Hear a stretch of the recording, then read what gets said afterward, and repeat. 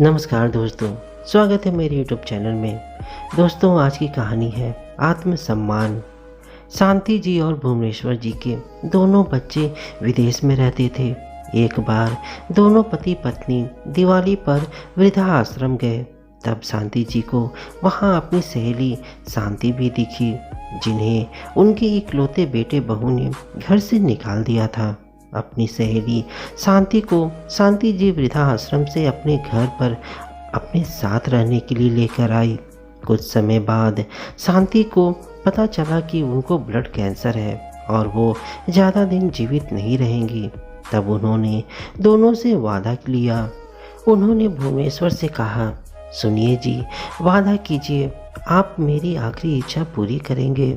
मेरे ना रहने पर आप शांति को घर से नहीं जाने देंगे और शांति तुम कभी ये घर और भुवनेश्वर जी को छोड़कर किसी के भी कहने पर कहीं नहीं जाओगी। आप दोनों मुझसे वादा करो। भुवनेश्वर जी रोते हुए कमरे से बाहर निकल गए।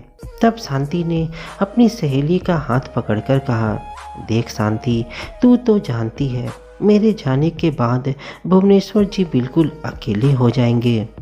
बचपन जवानी तो हम अकेले भी काट लेते हैं, क्योंकि बचपन मौज मस्ती और जवानी जिम्मेदारियों के बोझ तले कब गुजर जाती है पता ही नहीं चलता। लेकिन बुढ़ापे में हमें सबसे ज़्यादा एक साथी के सहारे की ज़रूरत होती है, जिससे हम अपने पुराने दिनों की बातें और अपने मन की हर बात साझा कर सकें। क्योंकि बुढ़ापे में हम हर चीज़ से मुक्त हो चुके होते हैं।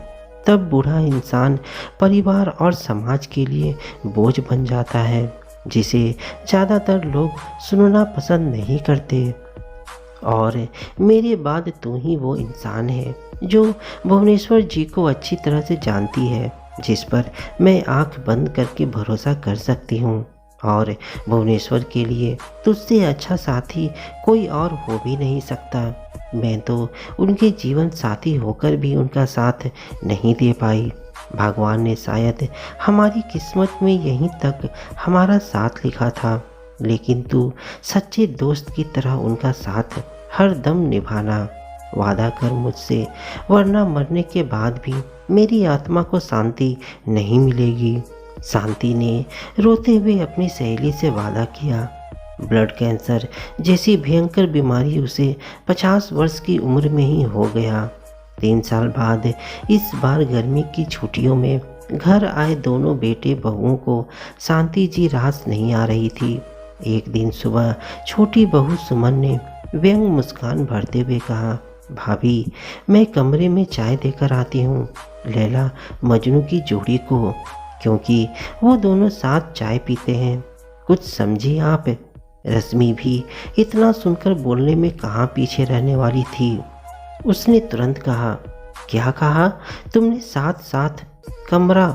वाह भाई वाह, अभी तक तो बाहर बरामदे में सबके सामने चाय पी जाती थी, अब कमरे में? हाँ भाई, अपनी किस्मत कहाँ ऐसी है कि हम बैठ जाए और कोई हमारे लिए सुबह सुबह चाय बनाकर हमारे कमरे में लेकर आए। मुँह बोली सासू माँ के तो दोनों हाथों में लड्डू है। कहने को बाबूजी और माँ जी उनके बचपन के दोस्त हैं, लेकिन बाबूजी से सेवा का असली मज़ा तो वही ले रही है। खुद के बेटे बहू ने तो रखा नहीं, और यहाँ हमारे सिर पर बैठाकर खुद सासू माँ स्वर्ग सिधार गई।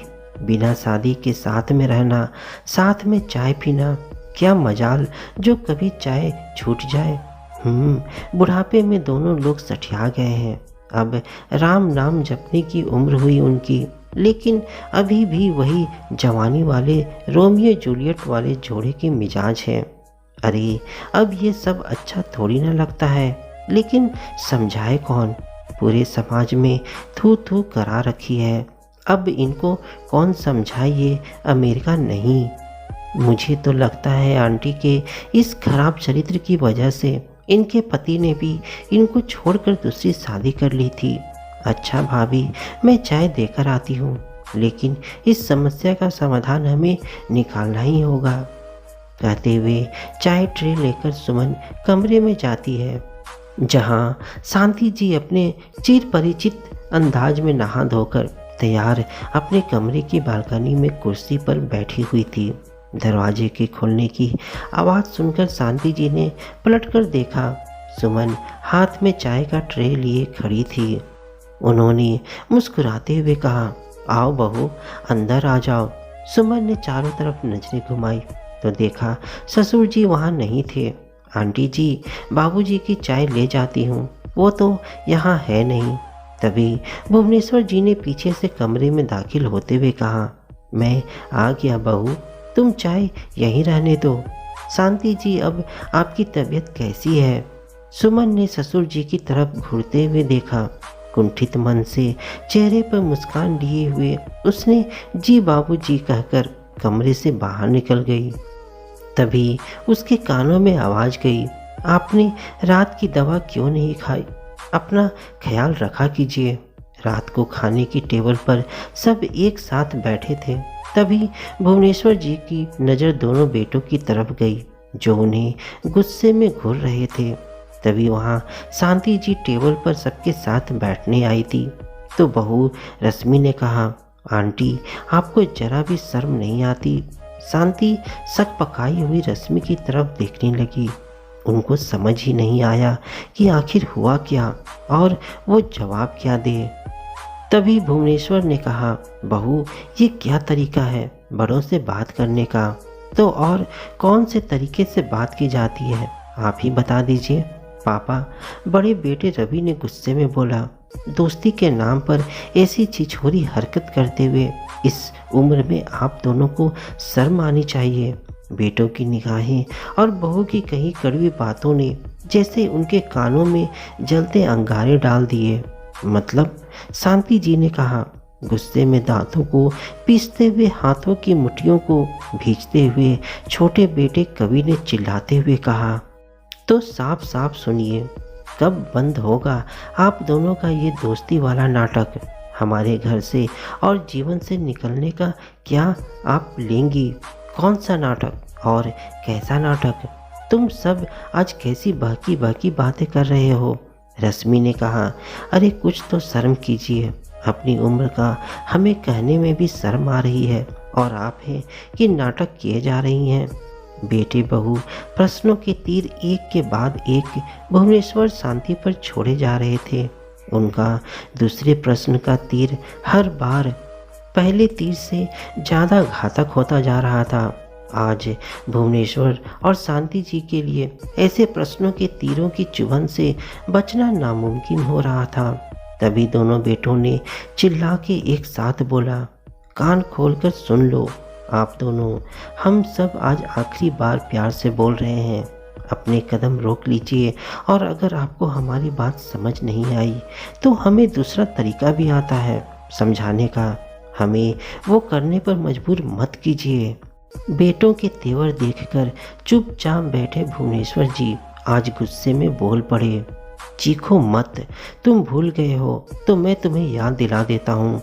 मैं तुम्हारा बाप हूँ, तुम मेरे नहीं, इसलिए तमीज़ से बात करना। आखिर क्या समझाना है हमें और क्यों? मैं आज तुम्हारा दूसरा तरीका भी जानना चाहूँगा, क्योंकि अगर बात निकली है तो पूरी भी होनी चाहिए। अब तुम मुझे समझाओगे कि मुझे किसके साथ और कैसे रहना है? बहू ने चिल्लाते हुए कहा, तो साफ साफ सुनिए, आंटी को बोलिए हमारा घर छोड़कर चली जाए, क्योंकि आप दोनों की इज्जत तो बची नहीं, लेकिन कम से कम हमारी इज्जत तो समाज में बने रहने दीजिए। इनकी वजह से हम वो तो नहीं खराब कर सकते, वैसे भी सासू माँ इनको यहाँ लेकर आई थी और वो अब रही नहीं, तो इनकी भी इस घर में रहने कोई ज़रूरत नहीं है। तभी रवि ने कहा, अगर आपको हमारी शर्त नहीं मंजूर तो आप भी इनके साथ जा सकते हैं, वैसे भी हम इस घर को बेचने वाले हैं। इतना सुनते ही शांति जी की आंखों से झरझर आंसू गिरने लगे। दोस्तों, शांति जी और भुवनेश्वर जी के साथ क्या हुआ, कहानी का अगला भाग जरूर सुने। तो मिलते हैं दोस्तों अपनी कहानी के अगले भाग में, तब तक के लिए धन्यवाद दोस्तों।